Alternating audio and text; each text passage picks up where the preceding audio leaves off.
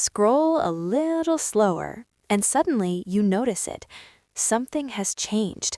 The names BTS and Jungkook are still everywhere, but the comments underneath, they feel different, bolder, sharper, almost unsettling. It makes you stop and wonder, since when did people start talking about them like this? This isn't about one fandom, and it's not just online drama. It's about what happens when dominance succeeds. Even a few minutes in comment sections recently, you might have noticed it too.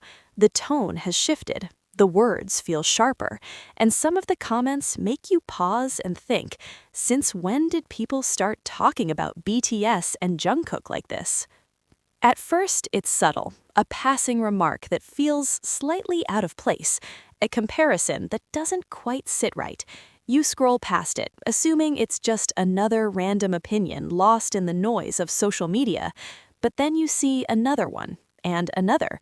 Suddenly, it's not just one comment anymore, it's a pattern, and that's when curiosity kicks in. BTS and Jungkook are not new names in the global music conversation. They are cultural landmarks.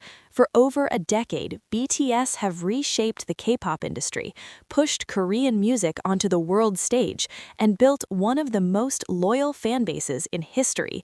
Jungkook, in particular, has grown from the youngest member of BTS into a global pop icon, dominating charts, streaming platforms, and headlines as both a group member and a solo artist.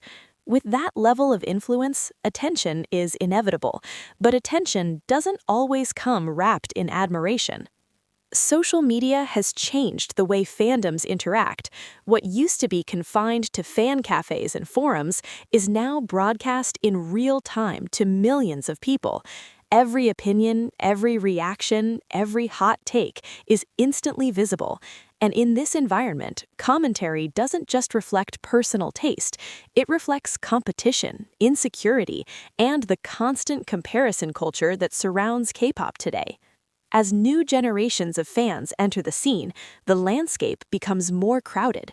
New groups rise, new records are set, and the spotlight shifts faster than ever. In that rush, discussions about BTS and Jungkook have started to feel less like celebration and more like debate. Some comments question relevance, others downplay achievements. A few cross into outright disrespect, and that's where the unease begins. What makes this moment interesting isn't just what is being said, but why it's being said now. BTS are on hiatus as a group, yet their influence hasn't faded. Jungkook's solo success has only reinforced his global appeal. Instead of disappearing, their presence feels constant, almost unavoidable. And for some people, that kind of dominance becomes frustrating. When one name continues to trend, continues to win, continues to be mentioned, it can spark reactions that have less to do with music and more to do with emotions. Halfway through this story, there's a realization that changes how you see these comments. It's not really about BTS or Jungkook at all. It's about what happens when success lasts too long in an industry built on cycles. K-pop thrives on momentum, on the next big thing. But BTS disrupted that pattern. They didn't just have a peak, they built a legacy. And legacies create tension because they raise the bar for everyone else. So when people scroll past another headline about Jungkook's streams, another article about BTS's impact, another viral clip from years ago still circulating today, reactions become more emotional. Some fans feel the need to push back, to reclaim space for their own favorites, and social media gives them the perfect stage to do it, often without thinking about context or respect. Yet here's the twist. The more these comments appear, the more they actually prove BTS and Jungkook's relevance.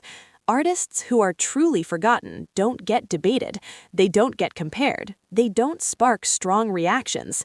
Silence is the real sign of irrelevance, not criticism.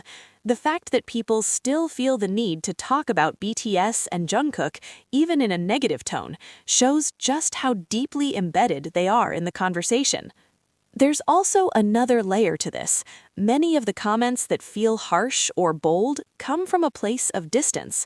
Online, it's easy to forget that behind the names BTS and Jungkook are real people, artists who trained for years, endured intense pressure, and carried the weight of global expectations. The screen creates separation, and that separation makes it easier to type things that would never be said face to face. As viewers and fans, this is where awareness matters. Not every comment deserves a reaction. Not every opinion needs a counterattack. Sometimes the most powerful response is understanding the bigger picture. Fandom culture is evolving, and with growth comes friction. BTS and Jungkook sit at the center of that evolution, not because they asked to, but because their impact made it unavoidable. So the next time you come across a comment that makes you pause, ask yourself what it really represents. Is it genuine criticism, or is it frustration with an industry where one name still casts a long shadow? Is it about music, or is it about comparison? Seeing it this way changes the narrative from conflict to context. And that brings us back to the question, what's going on with these comments about BTS and Jungkook? The answer isn't simple, but it is revealing. It shows how powerful their presence still is. It shows how social media amplifies emotions, and it shows how success, when sustained for too long, can make people uncomfortable. If this story made you think differently about what you see online, you're not alone. These conversations shape fandom culture more than we realize. Stay curious, stay critical, and don't forget to look beyond the surface of a comment section. If you want more deep dives into K-pop culture, fandom dynamics, and the stories behind the headlines, make sure to stay connected because there's always more beneath the scroll.